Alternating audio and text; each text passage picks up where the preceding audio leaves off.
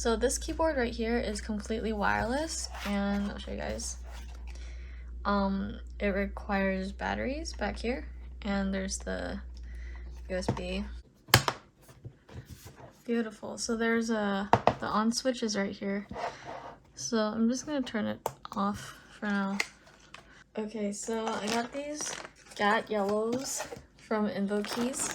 So it actually comes with a silicone dampener. It has foam down here as well. We are gonna unplug this. It's soldered in, so I don't think I can unplug it. So okay, so just really quick, I did end up putting 3 layers of masking tape on here, and also I put in a layer of PE foam in between before I put the switches in.